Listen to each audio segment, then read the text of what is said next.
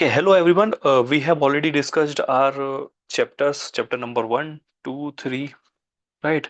And this is the fourth chapter that we are starting on the NCERT of 11th class. Right. So what we did till now is the historical perspective of the Indian economy, right? So every chapter from first to third was related to the history of Indian economy. It was before independence, then after independence till 1990, and after 1991, how was the state of the Indian economy that we have already covered, right? So now what we will be dealing with this chapter is human capital formation India, right? So what this human capital is, how this is formed, and everything that we'll be discussing here, right? ठीक है, तो start करते हैं. The first is the introduction. Chapter का introduction कहता है कि humans have soon found out that after gaining some sense, right? So as we have known as we know that humans were animals, like they acted like the animals before, right? As soon as they started gaining some sense, ठीक है, तो they found out that human can be trained, right, and skilled, so that those things whatever the humans are doing can be done with skillfully, right?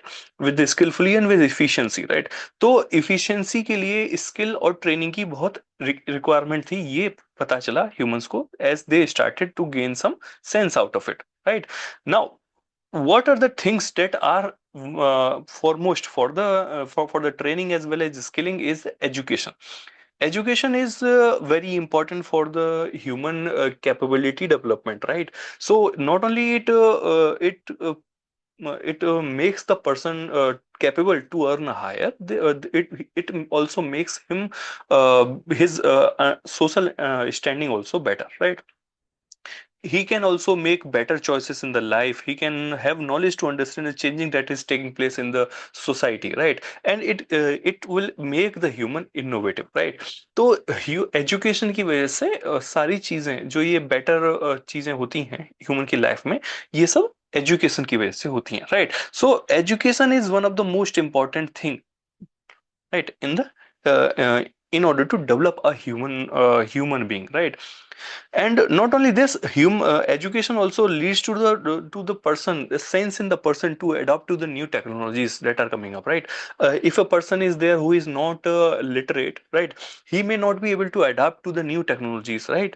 But if a person is educated, he will try to understand the new technology and he will try to adapt himself to the technology, right? So these are the roles that are being conferred by the education to a person, right? Okay, so one of the most important thing that has been discussed with this picture in this NCERT is okay, this person, these are the two farmers who are having the same size of their land, but the yield of this person, farmer A, is more than the yield of farmer B. And what is the difference between them, right? If they have the same size of the land from which they are producing, right? So they should be having the yield also the same, right? But this is not so in case of these two farmers A and B. And what are the things that you should think by yourself? What are the things that makes the yield of farmer A more than the farmer B, right? So this needs to be discussed, right? And आप इसको comments में भी लिख सकते हैं. You can answer it in the comment section also, right? Now, this is also the question that we have already seen using the picture is has also already been answered in this introduction part that we have already done, right? Now, what is the human capital? So we should be coming down to this to the very important question that we have started in this chapter is what is the human capital? So human is, as you understand, a person, right? A capital is something which can give some benefits, right? Benefits. It can have some utility, right? Okay. No, now as we know that some all those physical resources, right? They are factors of the production like land, factories, right? Human resource, etc. Those all things can be converted into a physical capital like factories, etc. A person or a human is required. right? So those physical resources cannot be turned into some productive resources until and unless human is required. So that those human resources can be in the form of nurses in the hospital, farmers in the field, maybe teachers in the schools, or students, etc., right? So all those things, all those people are called as human resources or human capital, right? And we need sufficient quantity of human capital to train other people, right? Train and skill other people also. So we need good human capital to train or produce other human capital, right? So training and skilling, we need a human capital for training as well as skilling, right? Now, we need, so in that sense, we need investment in a human capital to create more human capital out of the human resources, right? So human resources, simple a human, right? But when he is able to produce something, he can be productive. Then he can turn this person or a human turns into human capital, right? Now, moving ahead, what are the sources of human capital, ठीक है? तो human capital में investment in education is one of the important source of human creation of the human capital, right? So if we are able to invest in education, we are able to invest in health care, we can invest in the job training, right? Training and skilling. And if a person is migrating, then also he is a source of human capital. And if a person is getting informations from somewhere, then also he can turn into the human capital, right?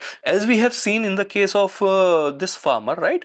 So this farmer, there may be some chances that this farmer A may have got some information how to make his yield better, right? He may have got some HYV seeds, right? So in that sense, this is also a type of information. So that is why a person, farmer A, is able to produce more as compared to the farmer B, right? So you have understand what are the different things which are creating the human capital out of a simple human resource, right? So individuals invest in the education with the objective of increasing their future income. तो simple एक objective जो human का रहता है वो ये है कि आज हम एजुकेटेड बनेंगे, right? We will be doing some professional courses, we will doing some humanities courses, and so that we can get a better job और better better prospect in the future, right? तो यही चीज होती है जो education को important बनाती है, right? But you can also understand by the human capital that who can work better. A sick person can work better, or a healthy person can work better, right? So sick laborer will not be able to work better in the field, right? He may demand leaves because of his sickness, right? He will be abstaining from the work, right? So this will be a loss of productivity. So in that sense, a healthy person is a better resource, a better human capital than a sick person, right? So we need to distinguish between the two type of human also, right? Now, if health and education is very important, right? If health and education is very important, that much important, so we need to be investing in those health and education to create a human capital, right? So if we are spending on the preventive medicine, right, like vaccination, right? If we are spending on the curative medicine, curative means which cures after this disease has happened, what is the cure for this, right? Or maybe we can be investing in social medicine, like before the for the spread of the health literacy. Like if a person is literate enough in his health sector, then he will not fall ill, right? So this is what is needed, right? Investment in health is needed in order to create a human capital, right? So clean drinking water, good sanitation, etc., all those health expenditures, right? They create a human capital out of the human resource, right? Okay, so supply of healthy labor force is increased because of the and expenditure, and hence health expenditure is the source of the human capital, right? So what are the things which needs to be done in order to create human capital? One and the foremost is education. Second is health, right? So now second, seeing the another thing is that on the job training. So many companies train the people, right?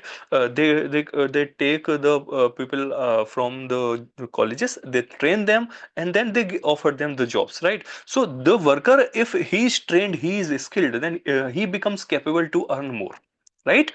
तो worker में भी spent off campus training, तो off campus training में भी उसको train किया जा सकता है, या फिर workers can be trained on the campus also और in the offices of the company. Okay, so this expenditure which we do for skilling a person or for training a person is also called as human capital, right? So this will increase the his human productivity. So this is why this investment is called as human capital. Now migration in another form of human capital, right? If a person is going for migration, then he is expecting the higher salaries will be provided in the destination city, right? City or maybe the country. So unemployment is the reason for rural to urban migration. ठीक है, so people migrate to urban areas because of the they face unemployment in the rural sector, rural areas. So they go to the urban areas, they earn their living, right? So that means migration is also a human capital, right? People migrate to other countries also, right? So so what they did, they get enhanced earnings. They are earning, their capacity to earn increases, right? And hence this is called as human capital formation. Migration is also human capital formation. Now very last thing is the information, which is also called as human capital, because if a person is having the information, right, so he will be taking better decisions, right? Information necessary to make decisions regarding the investment in the human capital, which human capital needs to be invested in or not, right? So that efficient utilization of human resources can be done, right? So information is also important. तो human capital के there are many forms, right? So health can be a type of resource, education may be a resource, skilling can be a resource, right? A training can be a resource, and then migration can be a resource, and then another important thing is information, which is important for making a human capital, right, out of the human, right? So these are the some of the important things. Physical और human capital में differences दिए गए हैं. Physical capital is simply you can understand by taking the physical capital as a rupee, right? A rupee or maybe some real estate property, right? Real estate. So this is a physical capital, and human capital is if he is a human is trained, right, is skilled, or maybe he has some information. So this is human capital, right? So in that sense, दोनों में difference क्या है? Physical capital is tangible while human capital is intangible, right? It cannot be sold in the market. So if there is a physical capital, if suppose a flat is there, so that flat can be transferred, ownership of that flat can be transferred. लेकिन अगर एक human है, right, human have a capacity, तो can the human be sold? No, his human capital, his understanding can be sold, right? He can create something out of it, out of something, right? तो जब he is able to produce something, so his labor is sold, right? It is he cannot be sold, but his labor is sold, right? So so in that sense, human capital should be present at the place of production also, right? Okay. Now, physical capital can be separated from the owner, but human capital cannot be separated from the owner, right? Physical capital is completely mobile, right? The physical capital can be taken. Suppose rupee is there, so rupee can be taken from Delhi to Mumbai or Mumbai to Kolkata, etc. But the human capital may not be separated from the owner, right?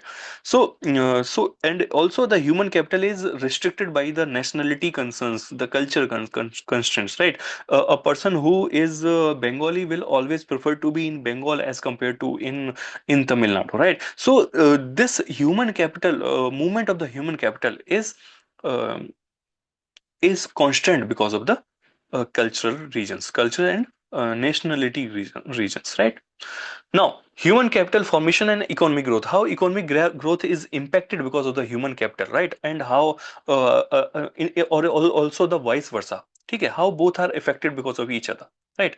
So labor skill of a human who is educated and skilled will be more than the uneducated person, that we all understand, right?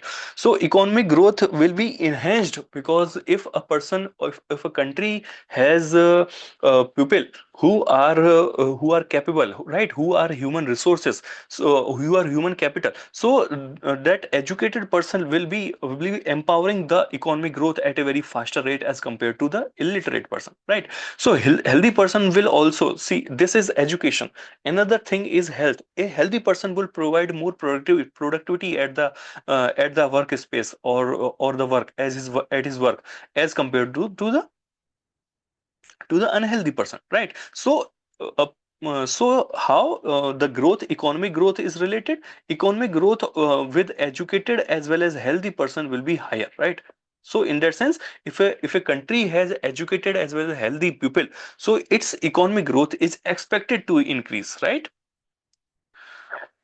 Now, human capital contributes substantially not only towards increasing labor productivity, but also simulates innovation, creates stability to absorb new technologies. So human capital increases the productivity also, and he becomes a empowered person, right?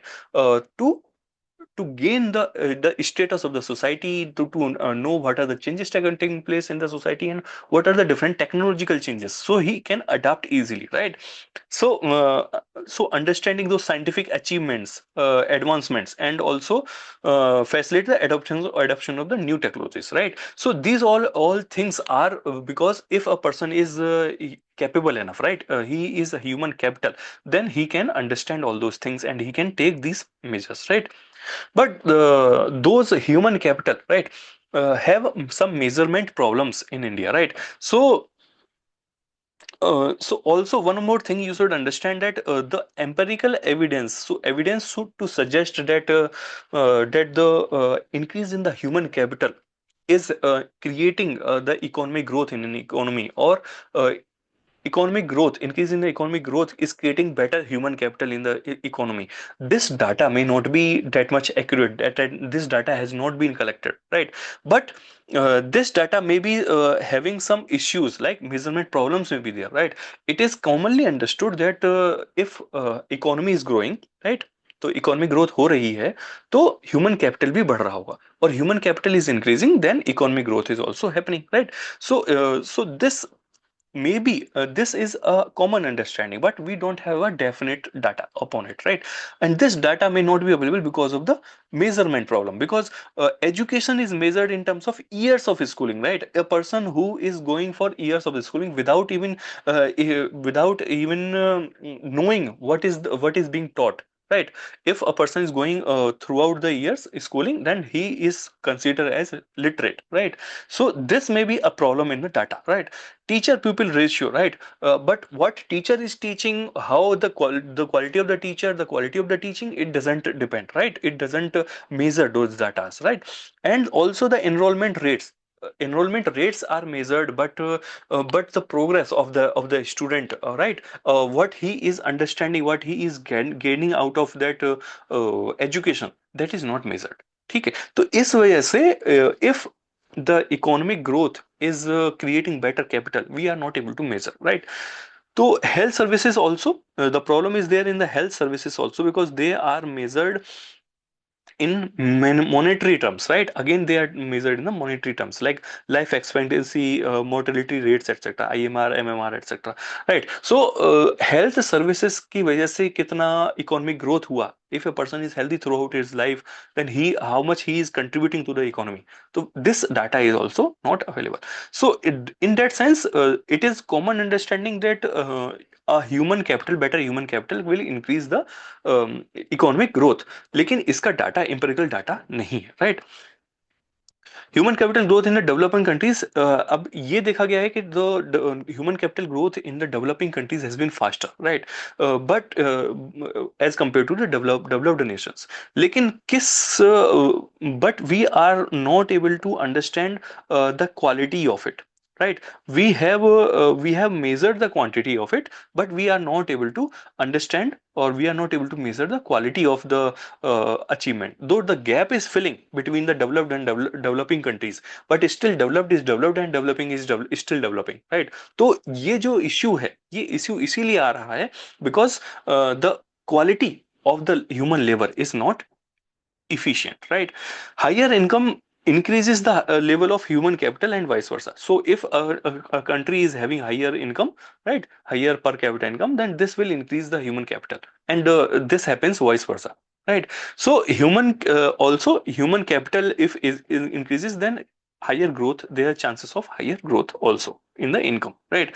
So this is the importance of human capital. So this is the importance of human capital. So recognition of this in this human capital, right, has happened in India long before, right? In the seventh 5 year plan also, the seventh 5 year plan mentioned that human resource development based on the trained and educated people on the sound lines is important, right? It can become a asset for the economy, right? And it can ensure the social change in the desired direction. So we need the society to change, right? And we need a desired direction, a progressive direction, right? So that can only be possible if we are able to train our humans, or we can make them educated, trained, skillful, right? Then only the economy will grow, right?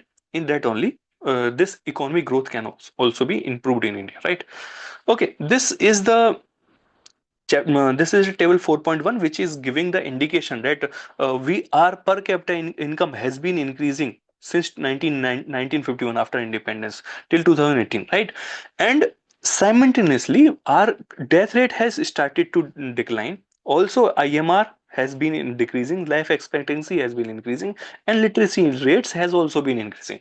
So that means this economic growth is translating into the human capital formation, and in effect this human capital formation is creating better prospects for the economic growth in India, right? तो ये जो table है, ये table दिखाती है, it shows के both are interrelated, right? So national education policy has also 2020 में आई थी, ये 2020 में national education policy, it has also put an emphasis on the education and skill development, that is human capital formation, right?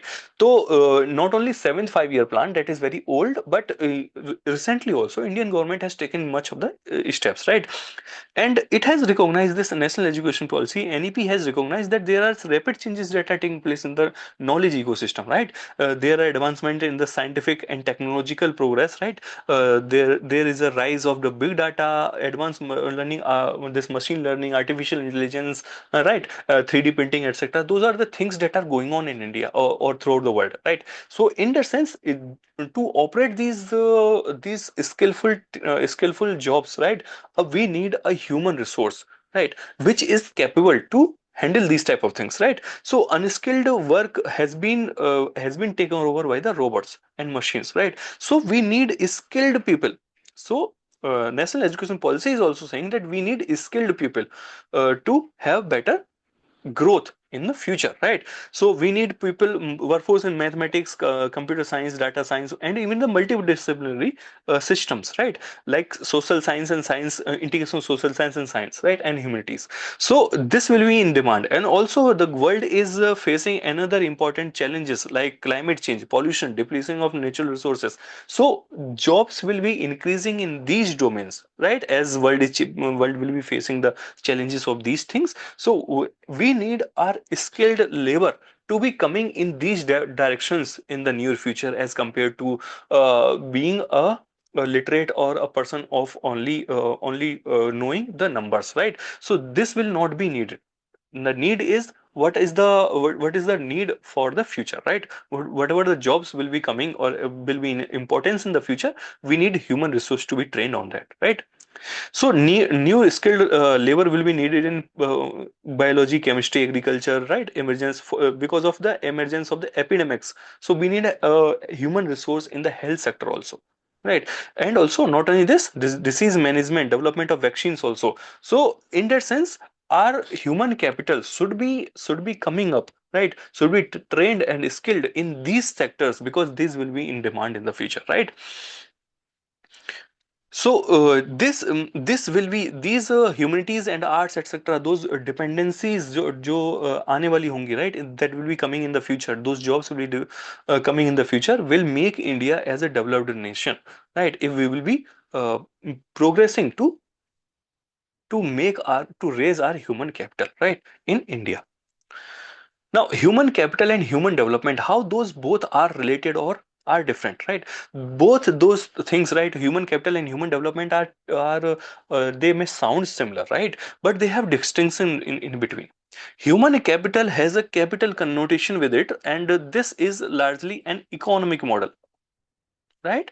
Economic model, but human development is a type of social measure, right? How we will be seeing it. Human capital considers those things like education and health, which is needed as a means to increase the labor productivity, right? So in effect, it only considers that if we are able to to get a job, a higher paying job, or maybe we are able to earn extra with our health or with our education, then we will be getting the education.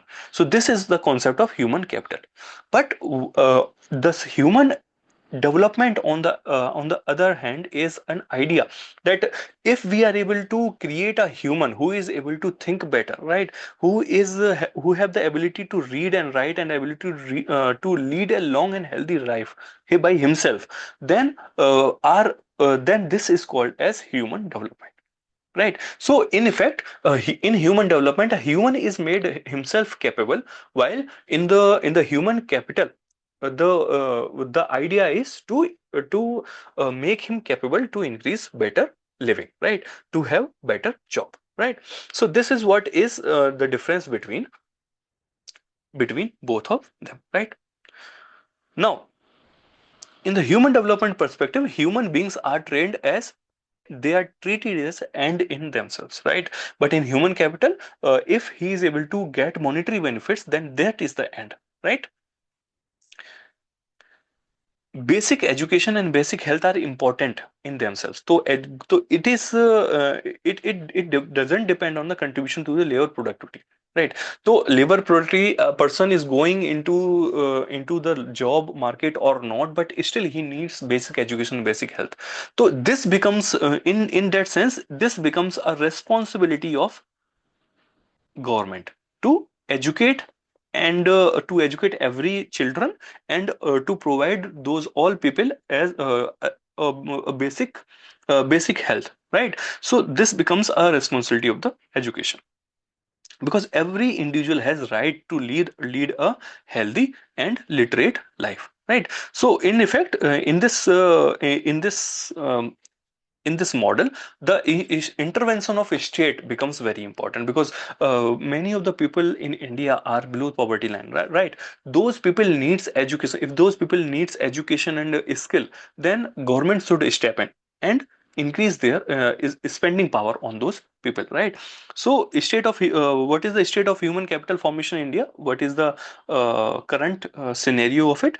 Human capital formation is outcome of investment in education, health, training, migration, information, that we have already seen, right? But India is a federal country, that we already know that India is a federal country. So the responsibility to spend on the healthcare and human capital formation should be of the central government as well as the state government and local governments, right? So all those governments spend on the health, education, and human capital, etc. Right? And Indian Constitution also mentions in the DPS piece that we should be carrying this. Those states should be responsible for giving the education and skill to those people, right? So expenditure on both health and education are carried out by all those. All those three tiers of the government, right? And what are these three tiers of the government? We will be discussing in the NCERT of the polity. Don't worry about it, right?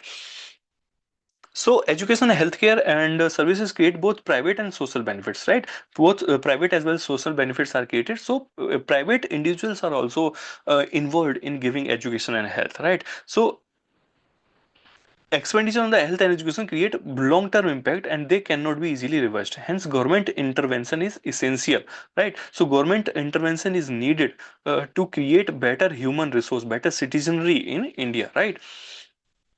But what actually is happening that those individual consumers of the education, health, etc., right, those people who want education and health for their children, right, they don't have the complete information about the quality and the service, quality of the service of the education institutes, and also the cost, right? So what cost is best and what is not, right? So in that sense, what private sector do, private sector have the monopoly to for education as well as skill development, right, and also in the health sector. So in effect, in this sense, government has to come up and that government has to ensure that private players, private people doesn't charge exorbitant amount of the fees, right, in the healthcare as well as education, right? And so government should correct those prices and also ensure quality is delivered by the private sectors. So in effect, for this quality purpose,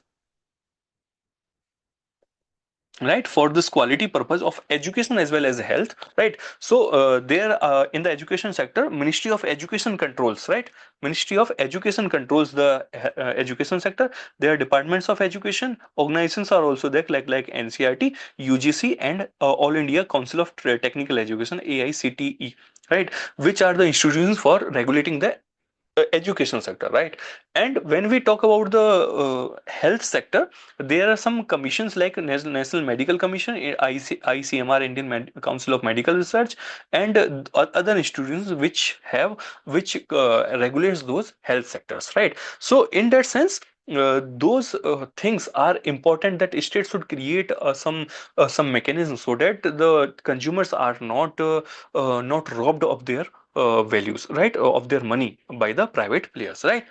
Now, many of the people are also below poverty line, as we have already discussed. So, government should be those people cannot afford it to the access of the education as well as health. So, government should step in to create basic facilities for those people, right? Government should, because it is also a right of the citizen. So, government should step in and provide those basic health and education to those people, right?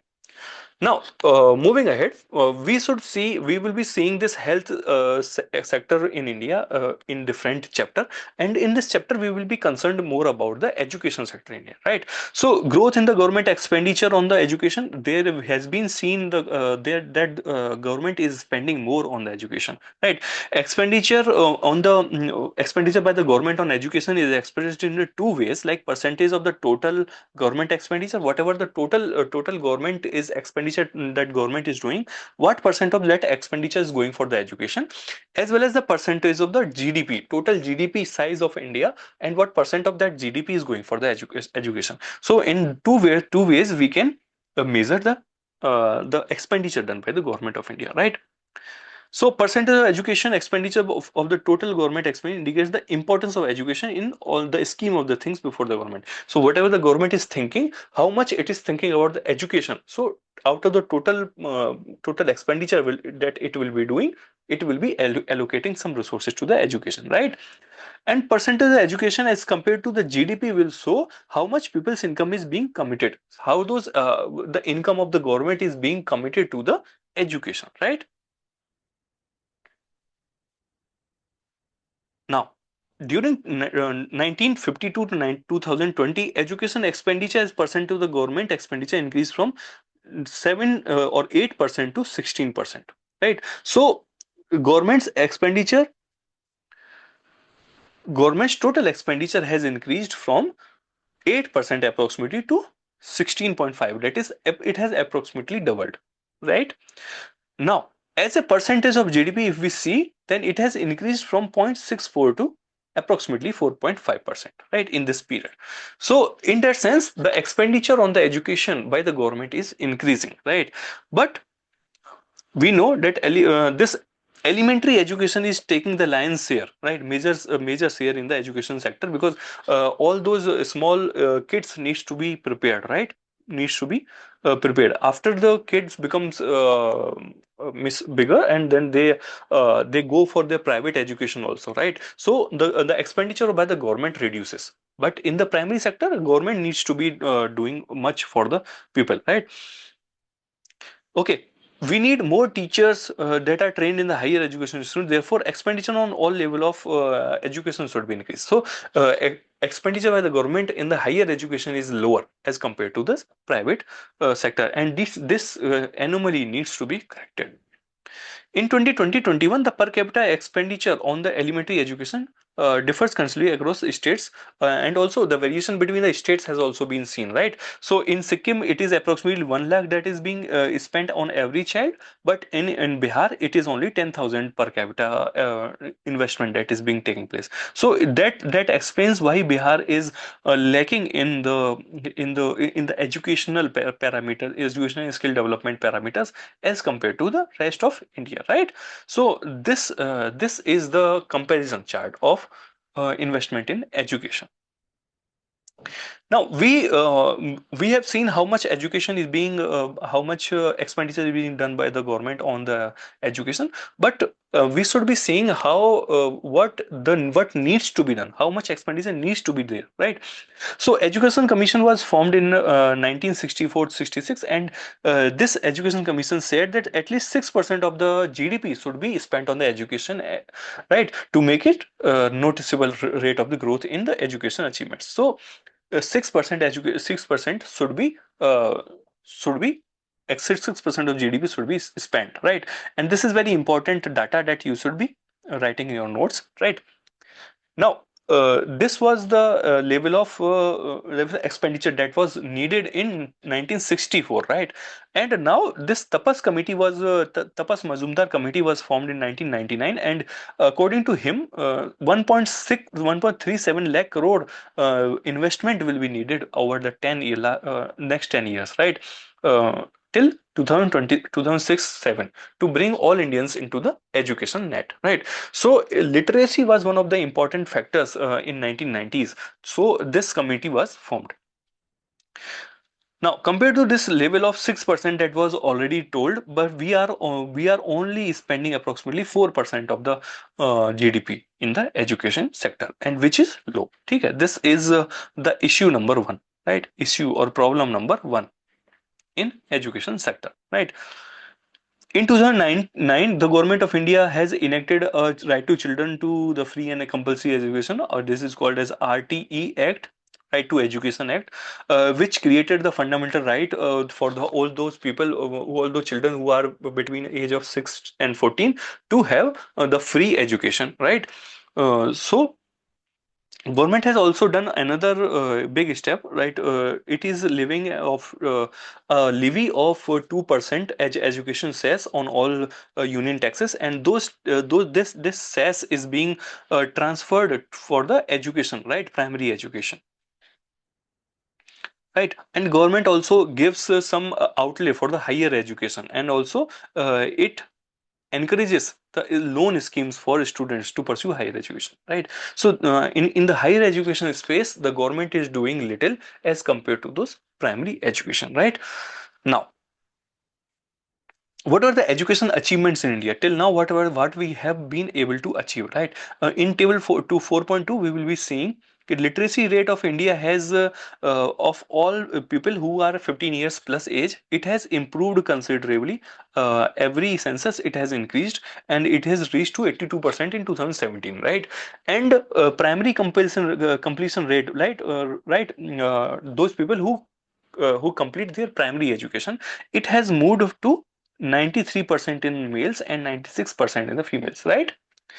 And if we see youth literacy rate, that is people who are between 15 and 24, right? Approximately you can consider is that secondary and tertiary education both. Okay? This is primary, and this is youth literacy rate is secondary and tertiary. In that secondary and tertiary, it is growing at a fast rate. 93% of the male and 90% of the female, right, are getting the secondary and tertiary education. लेकिन अगर आप यहाँ पे देखें, you should be seeing the difference that 96% of the female are getting the primary education, but in the secondary education the number is decreasing to 90%, right? So this shows that there is a dropout effect of after the primary education. So primary education बाद people or the children drop out their education, right? This is again a big challenge before India, right? Now this we have seen as education achievements. Now future, what are the future prospect of it, right? And you can see this child labor, school dropouts being working as child labor in the and helping their parents, or maybe some construction work. So this is the loss of human capital. Those children who can be educated and work at higher wages are working at lower wages after dropping their schools, right? Now, what are the future prospects in the education? Education for all is still a distant dream, right? So we have been able to give sufficient education to the primary level, but people drop out, right? And some of those adult people, right? Those people who are 40 years plus age, those people are also illiterate till now, right? So education for all is still a distant dream in India. Absolute number of illiterate people in India is still as much as the Indian population that was during the independence. Right. So in that sense, illiterate people are still very high in India. Right. DPSPs we have been in the constitution. The constitution gives us to puts a obligation on the government to make the people or make the population literate, and by providing the free and compulsory education for all children, right, up to the age of 14 years, within 10 years was very important, but still we have not been able to achieve this target, right? And this is the issue number second, right? That issue that we have talked about once first, and this is the second issue, right? Gender equity is another important challenge before India, right? So differences between the literacy rates between males and females have decreased over the year, right? Uh, so that means gender equity. There is a positive development in education and the gender equity, right? But women education of women is still lower, right? We have seen by the data that we have already seen in that chart, that the women after this primary, there is high dropout in the girls or women as compared to the boys, right? So education for women is still needed, right? Education for women is also needed because it needs to be if the woman is educated, then economic independence will increase in them, right? Their status in the society will increase, right? Their fertility rate there will decrease, right? And also healthcare of the women and children, they will be able to take care of health of their children as well as family members, right? So in that sense, education for women is also needed to be improved, right? So this is what is the education sector. Now, higher education, if we talk about, so in a higher education, again, there are few takers in the higher education. So people are not moving towards the higher education in India, right? So this indicates that lesser and lesser number of people are reaching for the top level of higher education level in India, right? So and also the level of unemployment among educated youth is also seen, right? If a person who has got education, then he must be able to gain some job, right? He should be able to earn his livelihood, but he is still unemployed.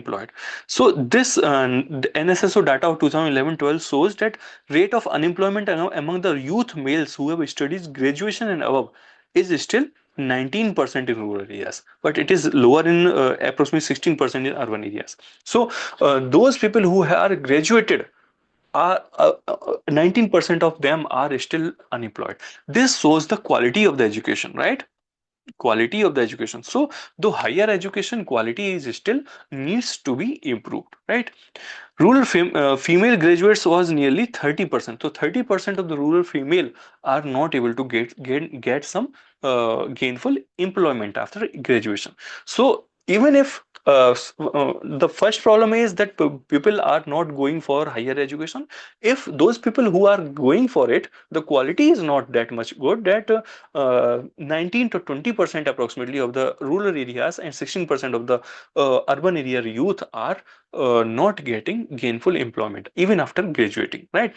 So the situation has improved, as the periodic labor survey has shown us in 2020-24, but still much needs to be done. Government should increase the higher allocation on the higher education, so as to improve the standard of education. So quality should be improved, right? Employable skills needs to be imparted in the youth, right? Okay, so when compared to the less educated, a large population of educated persons are employed. Why? So you should think about it, right? And talk among yourself. Okay, even after gaining the skills and employment, sorry, education, higher number of educated persons are still unemployed. So what is the reasons behind it? Not only single reason, you should come up with multiple reasons, right? So this was all about the this capital, human capital, right, that we have already seen. This is the end of the chapter 4, right? But this chapter is one of the most important chapters, right? This shows how human capital can leads to enhanced economic growth in India, right? In India or any nation or any country for that perspective, right? And with India's aim of being a developed nation, right, developed nation by 2047, right? Human investment in the human capital will be the foremost thing that India should do in order to gain the goal of achieve the goal of being a developed nation by 2047, right? So this was all about this chapter. I hope you like it. Or this PDF and notes of this lecture will be available in the link. Okay, the link will be available in the description, right? So you can go ahead and check it there, right, and download it from there. Okay, so this was all about the chapter. We will meet again in the next chapter of the NCERT. Till then, thank you all. Bye bye.